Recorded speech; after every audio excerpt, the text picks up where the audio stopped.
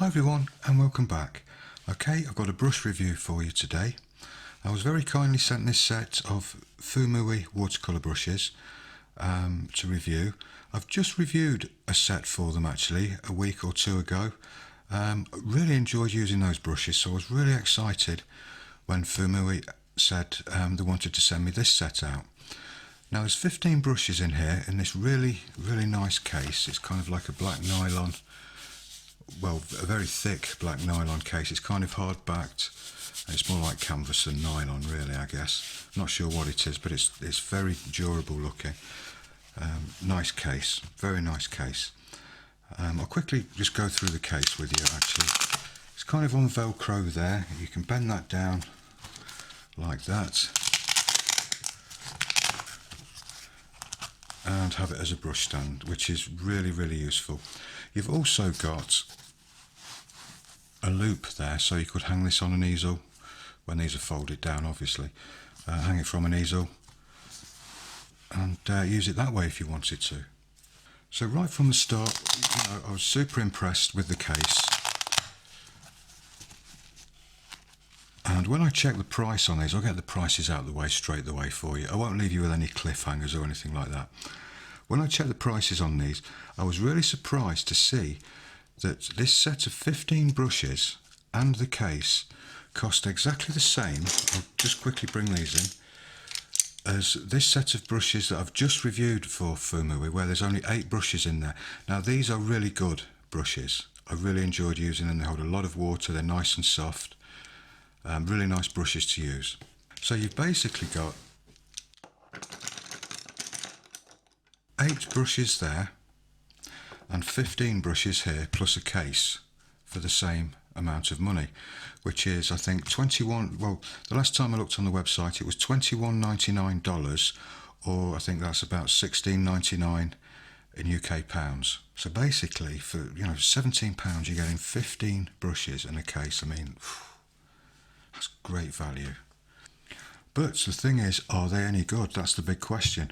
Now I have used them, used most of them, and I must admit I am very impressed. There's some very nice brushes in here.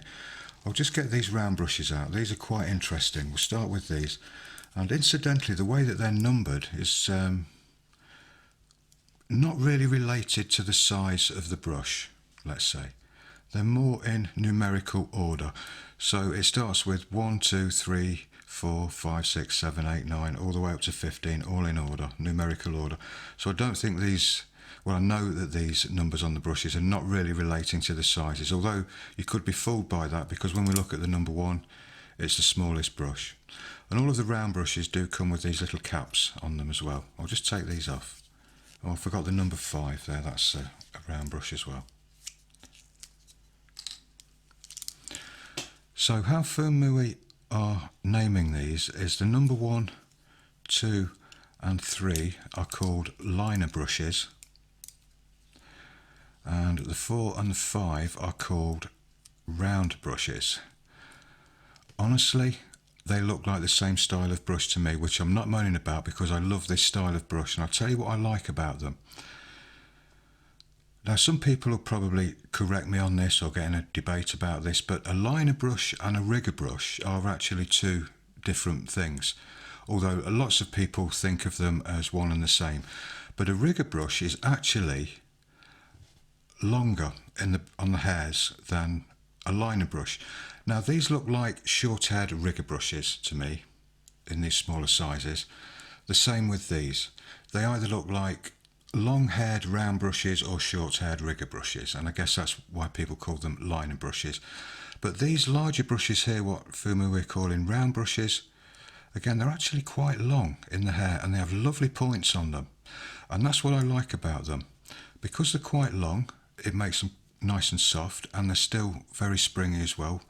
The nylon bristles spring back lovely. They hold a little bit more water, as do these smaller liner brushes. So the fact that they're sort of a shorter hair than a rigger means they're a little bit more easy to control for a beginner, but they still hold a good amount of water, unlike the very short-haired fine detail brushes, which are kind of half or maybe even a quarter the size of that in some cases. So these are actually really nice brushes. In fact, they're my favourite out of the set. These brushes here really are nice brushes to use. They have lovely points on them and everything.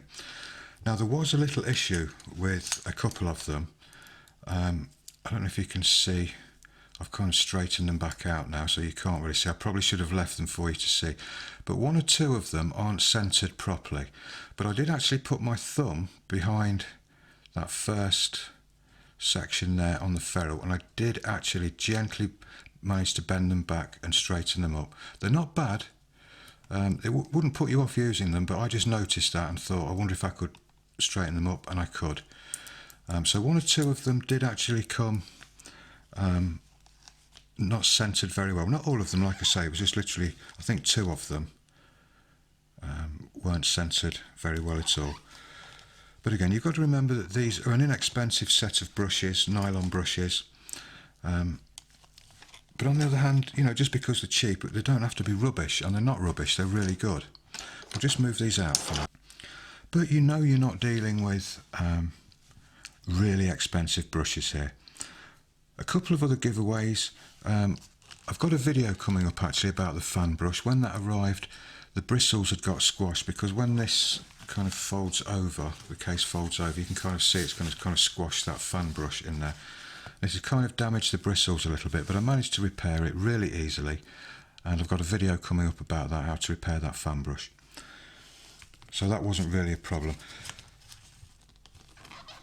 What I always look for in a very inexpensive brush is, particularly with the flat brushes, let's get a flat brush out, a couple of flat brushes. If you check the thickness of the ferrules there and compare it with, let's say, a more expensive brush, you'll notice that these are a little bit thinner in this area, which means they're not quite so packed with bristles, and because of that they don't hold quite so much water. Now, the painting demonstration that I've done with these, which I'll show you in just a minute, I did have to switch from using these to go into a regular flat brush, because I found that using this large filbert brush, although it is quite thick and it's packed really well actually with hairs, that one is, you know, compared to the standard flat brush there. Here's a good example for you.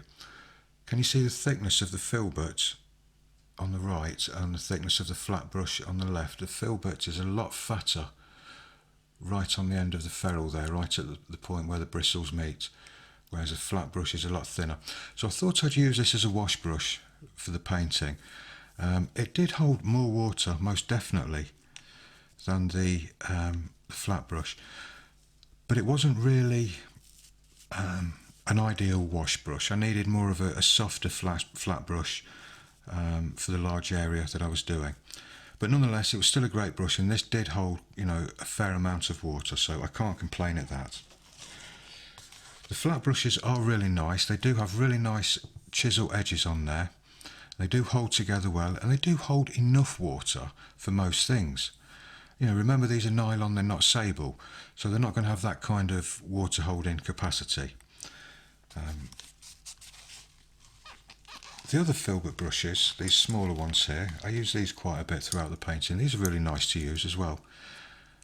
Don't often use filberts for watercolours, but I did actually enjoy using them in the painting that I'd done. And also, as I was using these brushes, I couldn't help but think, because of the brush shapes that we've got here, I mean, if you notice, we've only got flat brushes and filbert brushes in the large sizes. You know, we haven't got a large round brush in here like we have in the other sets. You know, the largest round brush is only number 5 in this set. So my first impression was, particularly when I saw these angled flat brushes and, you know, the selection of filberts and regular flat brushes, I thought these will be really good for gouache or even acrylic. They're a good all-round brush in that respect. You know, if you're working mixed media, watercolour, gouache, acrylic, anything like that, I think you'll appreciate this set of brushes. I think they're very versatile in that respect. You know, and they are soft enough and springy enough at the same time to be very decent watercolour brushes as well. You know, I didn't really have any problems with them other than what I've mentioned. You know, the fan brush got sort of crushed in the case, and just one or two of these were slightly off centre. And the fact that I wouldn't call this a comprehensive set at all, because there's not really a really decent wash brush in there. It does need a large wash brush that's capable of holding a lot of water if you're going to use this for watercolour. That's why I kind of lean towards this set more for gouache or acrylic, but even then you're still using washes sometimes, so you know, you might have to add other brushes into this to make this more of a, you know, comprehensive set. But apart from a large wash brush and a large round brush, I didn't really need to use any other brushes apart from the ones in this set. So I think if you were to buy this set of brushes and you were to invest in maybe a large flat brush and, you know, a large round brush that, you know, really does hold a lot of water, or even if you, I mean, for the sake of what it costs, if I just bring all these in again, I mean, I think if you bought both sets of these, you'd be pretty much covered for anything that you want, really. You know, these are lovely for watercolour. You know, these flat brushes hold a lot more water than these flat brushes, and you've got a nice large round brush there as well, which will kind of double up nicely for a wash brush. And I think for the cost of both sets there, you could literally set yourself up with paintbrushes for pretty much any medium that you're going to paint in. You could probably even use these for oils as well. Probably won't be quite stiff enough for that, but for glazing in oils and thinner mixing in oils, these would work fine.